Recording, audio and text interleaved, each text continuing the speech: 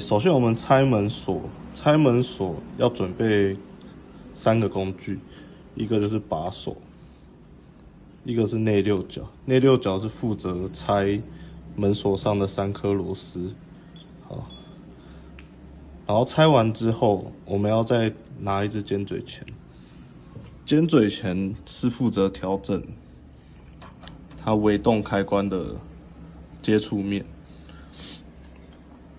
可以自己按按看，这边是我们门锁进去的时候，它这个会压下去。它下面也有一个微动开关，压下去的时候它会哔一声。然后这个上微动，它是控制我们紫外线灯的开关。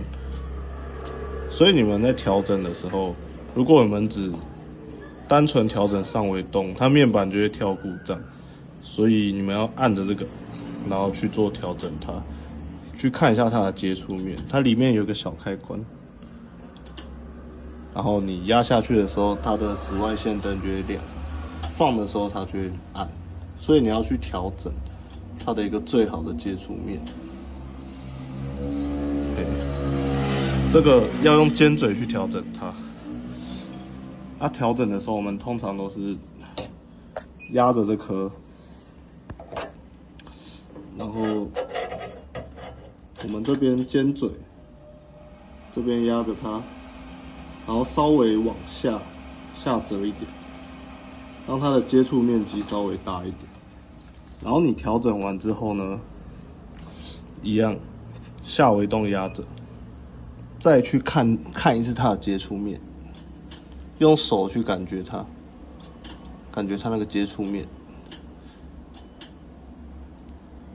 通常是你往上，它有一个小触发开关，你压到它会嗲一声，用这个感觉去感觉它。调整好之后，门锁要回装，然后去做测试，就这样。好，我们调整完了，然后这时候要来做测试。3颗都锁上之后，我们先看它下微动是不是好的 ？OK， 下微动好的。不管是下洗上空还是单层洗，都一样，你就按着这一颗，然后去按它面板上有一个锁头，好，然后去确认它的门销有弹出来，然后紫外线灯有亮，好，然后这时候再把它解锁。OK， 这个步骤我们多试几次，试个5、6次期间就是不要太快，给它一点间隔时间去做开关，这样。对，门锁调整大概就是这样。OK。